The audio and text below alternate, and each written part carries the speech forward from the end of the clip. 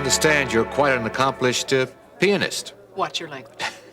As a matter of fact, I do know 2 tunes in a cappella, or is it pizzicato? Oh, really? Yes, Chopsticks and the Wedding March. Which would you like to hear first?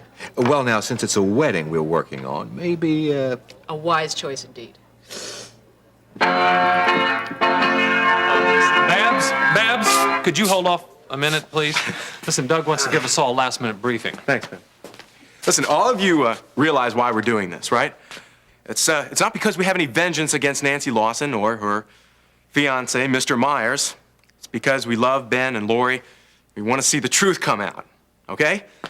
Now, in order to do this, everyone has got to make Mr. Myers feel as though he's really welcomed, okay? As he's walking down the aisle, Ben here is going to thank him for marrying Nancy, even though she's dropped the malpractice suit against him. Now, we're banking that once Dan hears this, he's going to bolt for the nearest exit. And we're doing all of this because Nancy really did give us permission to prove that Dan Myers is lying. So we're just hoping to save her from a lot of heartache in the long run. But Ben, suppose he decides to go ahead with the ceremony anyway. Oh, sweetheart, don't worry about that. I'll give you 10 to 1 that he's going to break the record in retraction when he hears that Nancy's dropped that suit. Doug, what is she doing here? Look, just relax, Ben, will you? Come on, it'll be all right. It'll be okay.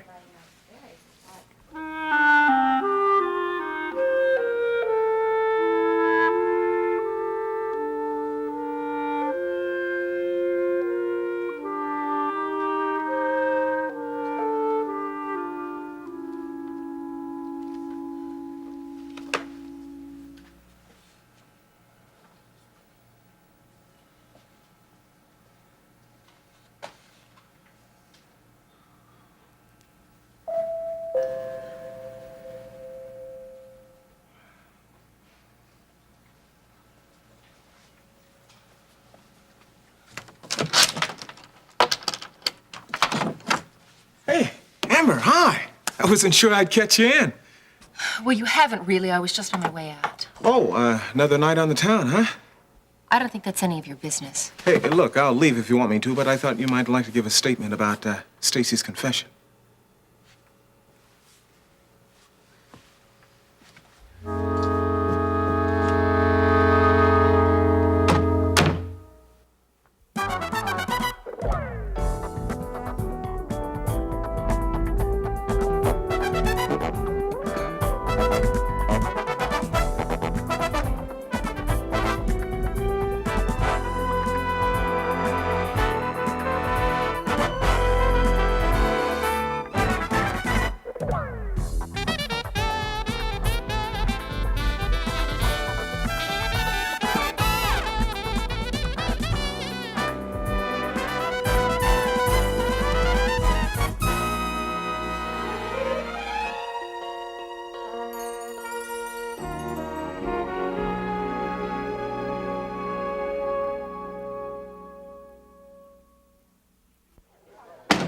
What in the world is she doing You here? keep your voice down. All right, I'll try. Look, remember when we discussed this plan the other day? We agreed that we needed a trump card. You mean she knows what we're trying to pull off here? Look, be reasonable, Ben. I'm not going to invite anybody to the wedding that's going to endanger our plan, okay? Yeah, well, you got me fooled. Look, Julia is mad at Dan for divorcing her for one, and then jipping her out of the malpractice suit money for another. She just wants to help us out. How? Do you really think that Dan is going to believe you if you're the only one that tells him that Nancy's dropped the malpractice suit? I guess he might be a bit suspicious. Well, put yourself in his shoes. Why should he believe you? He's already suspicious of you. I mean, Julia's presence here is going to cement this story. Or spook him away. I don't think so. Now, Dan knows that Julia is mad as a hornet. He also knows that Julia wants to get back at him. Now, I'm figuring if he sees her here, he's going to think that she's here to see him squirm a little bit. I hope so. Trust me on this, man. Come on. Let's get back and join our guests.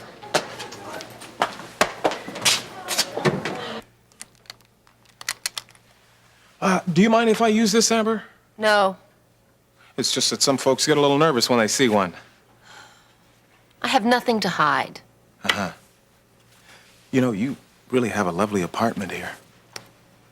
Thanks, not gonna miss it. Are you moving? I was thinking about it, yes. The trial's over with. There's no reason for me to hang around. And, this place holds a lot of bad memories for me. Well, I'm sure that modeling associates will probably miss you. Why don't we get to the point of all this? You know, I was down at the jail to visit Stacy. How's she doing? Why don't you stop down there to find out? I don't think that would be very therapeutic for her. Yes. That's a very interesting phrase, you know, because Stacy anticipates a very thorough psychiatric examination herself. I think she needs one. Are you saying that you didn't have anything to do with her shooting her mother? I mean, thinking it was you. I think it should have been pretty obvious to everyone that Stacy was about to go off the deep end. As I recall, that's the same thing you said about your father just before Stacy confessed to the murder. Okay, look, I admit that I was wrong about my father. But I will say this. Given the same circumstances, Dave could very well have killed my mother. Even though he was drugged and he could hardly walk?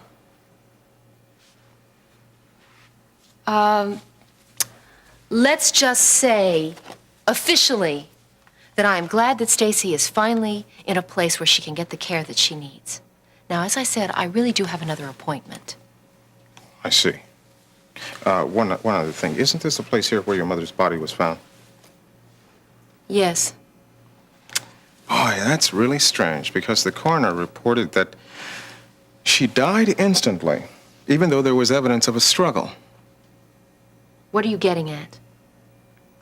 Was Stacy a crack shot? I don't know. Ask Gil. It was his gun. Maybe he gave her target lessons. Well, you see, whoever killed your mother shot her in the heart. I find it hard to figure that a person who was shot in the heart and supposedly died instantly could crawl around on the floor. You know what I mean? Yeah, hard to figure. Yeah, and another interesting fact is that there were fingerprints from both of Stacy's hands found on the panic bar.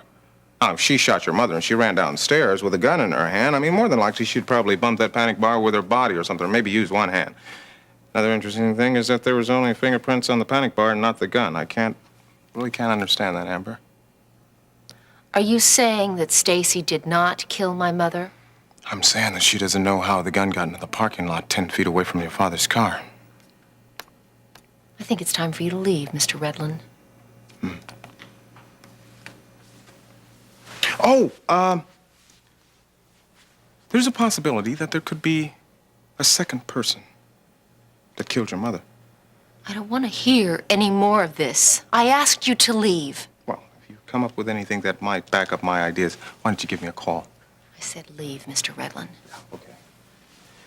I am leaving, Amber, but I want to tell you one thing. If I can convince the police about my idea of a second murderer, I want you to know, more than likely, they'll be back down here with a search warrant. See you around, huh?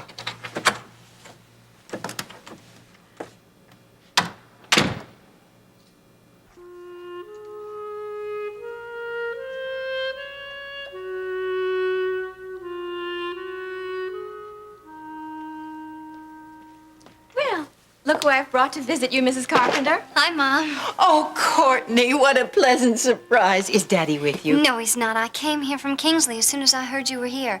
I can only stay about a day because Dad called ahead and said Vaughn was on his way. I don't want to see him. Really? Why not? Excuse me. Is there anything else you'd care for, Mrs. Carpenter? I'll take your coat. Oh, thank you. This place is more like a hotel than a sanitarium. Remember that place in the Blue Ridge, or was it the Appalachians where we used to vacation? Oh, it was the Adirondacks. Yes, they were beautiful mountains. Yes. That lovely manor by the lake? And do you remember how I used to gawk at the college guys who were working as busboys? Oh, I was 12, 14. This place reminds me of that. The staff is so courteous, and the view from my window is so pleasant. We should go there again sometime. Oh, Mom, that sounds like a great idea. How about spring break, if Well, if you can get away from here. Well, check with my secretary. They've got my activities scheduled from morning till night. Oh, I'm afraid I'm getting more luxuries here than your father can handle, Courtney. Oh, nonsense. He just wants to make sure that you're in good hands. Mom, why is your mirror covered? Well, I'm not sure. I just know that the nurse asks that I keep it that way unless she's present. Well, I wonder why. You know, I have a friend at school, Rhea Perlman. She told me that when there's a death in a Jewish family, the mourners cover all the mirrors in the house. They call it sitting Shiva. Maybe that's why the nurse covered my mirror, to mourn my dead brain cells. Oh, now, you didn't come all the way from Kingsley to hear that. So now, tell me, why don't you want Vaughn to catch up with you here? Well, the reason is Peter Davidson. Huh? Well, I know I've been interred here because my memory's going, but I do recollect Vaughn Sumner played a very important role in your life. Played, Mother. Past tense. I'm surprised.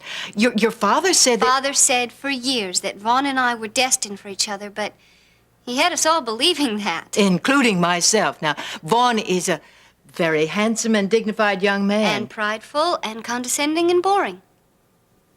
Mom, the truth is, I've fallen in love with Peter Davidson.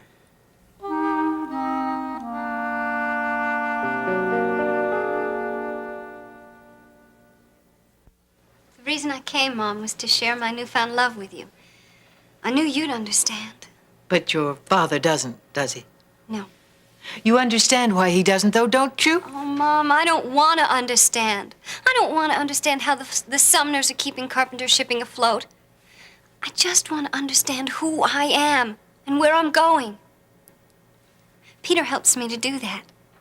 For the first time, Mom, I can be myself with a guy and not feel like I'm some chattel to the family's lifestyle. Oh, it's hard being a carpenter, isn't it? Yes. It's like being in a compression chamber filled with social niceties and hypocrisies. Mom, I just want to get out. I want to take a long walk in the rain. You go ahead and take your walk. And get good and wet while you're at it, too. Don't worry about the carpenter lifestyle. Your father's a survivor. He always has been, and he always will be. And if worse comes to worse, I'm sure I can leave these palatial surroundings and return home. Oh, no. No, Dad would never stand for that. Oh, since when do carpenter men rule carpenter women? Why, I've always been able to,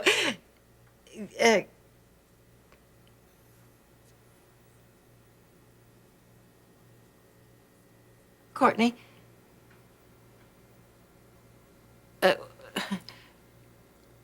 What were you saying? Well, I was just saying that... Huh? Mom, are you okay? Huh? Mother, should I call the nurse? Where's Preston? Preston will take care of everything.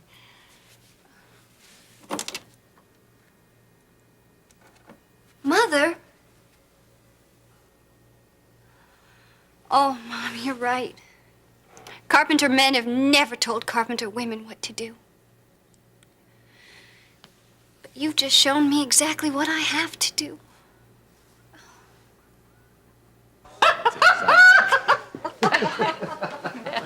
Look, Julia, Ben's a little nervous that you're going to be the first thing that Dan sees when he comes in, okay? So I want you to do me a big favor. I want you to stay out of sight till I give you the signal, okay? Certainly, just tuck me away like an old party pooper. Right. Okay, listen, go upstairs, and when you hear the wedding march begin, I want you to come on down, okay? Come on down, just like on the game shows. Yeah, right. You got the idea. I can't wait to see the prize that Dan gets. Uh-huh. Oh, yeah, okay. Here we go. We're off and running, gang. This is it. Oh, Well, hello. Hey, come in, Nancy. Hi. Oh, you look beautiful. Dan, so good to see you. Just gorgeous. Thank you. Take this. So happy. Oh, that's a gorgeous. Dad got that for Very me. much. How do you like my dress? I had it made. Thank you. Well, It's beautiful. I've heard about your family's hospitality for years, especially when Scott was alive. But this gesture of kindness is, well, it's more than I expected. Yeah, he doesn't know the half of it. My pleasure. Thanks. Well, I guess we realize that we can't have everything our own way, but we are all going to be a family now, right? So we just want to start out on the right foot. Don't you think Dan is just a wonderful man for putting down his pride and coming here today? Oh, here, here. I know how hard it must have been for you to come. Well, I'm sure it was hard for you too, Ben, but let's be grateful for your mother-in-law's peacemaking efforts, huh? I am. Since we're going to be family. Let's let bygones be bygones, huh, Dan?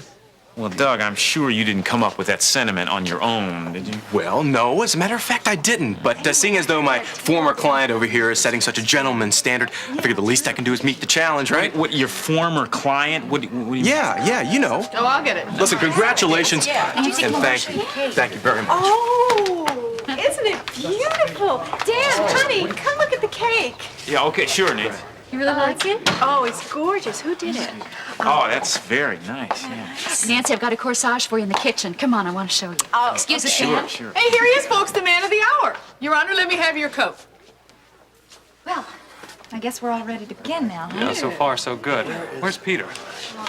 He had another appointment. Where? Don't ask. Well, I'm really not quite sure that... Lucas? Oh. I tried to tell him I wasn't sure that he was welcome. He already knows that. I looked for Courtney over at the dorm, didn't find her. I thought she might be here. Mrs. Lucas, I suddenly feel the need of a nice, strong, hot cup of tea. Yes, sir. Courtney isn't here. Well, thank you. Yep, hold on. And she's not over at the dorm either, if that's where you were thinking of going. In fact, she's not in Kingsley. What? She's left town. I don't believe you. I don't care whether you do or not. You do know about her mother. Oh, yeah, a little. You know, she has Alzheimer's disease. Then it should come as no shock to you that she has recently been admitted to a sanitarium. Of course, Courtney is very sorry that she didn't have time to ask your permission first before she left. So that's why her father came down here. That's right. And that's why she hasn't returned my call. What? Nothing. So, with her father's visit and this recent development in her mother's condition, her plans have been altered drastically. And they've also been altered drastically where you're concerned, too.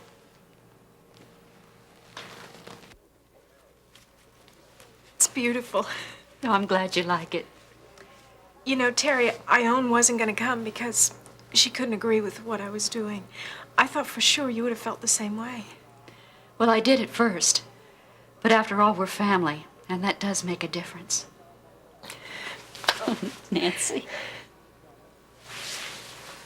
You know, Terry, for the first time in my life, I'm marrying someone not for what he has or what he can give me, but someone who just loves me just for what I am and appreciates me. Come on, let's go.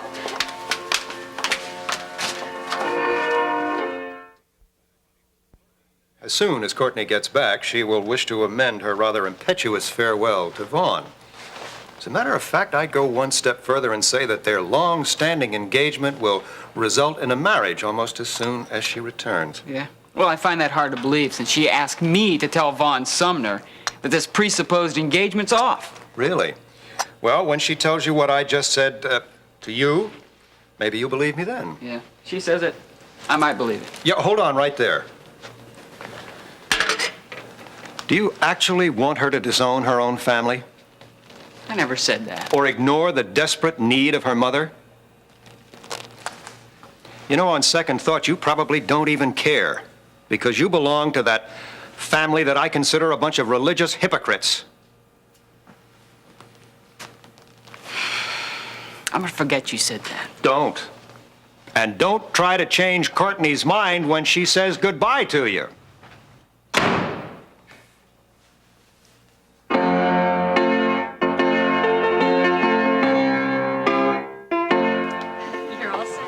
Oh, Nancy, you're just shining. Oh, Nancy, you look beautiful. Oh, now, Miss, I really would like to show you something about the servant. You know, I was really wrong about you, Dan. I thought you were marrying Nancy for the money, but now I realize you're marrying her because you love her. I mean, since you're going through with it. What are you talking about? I don't understand.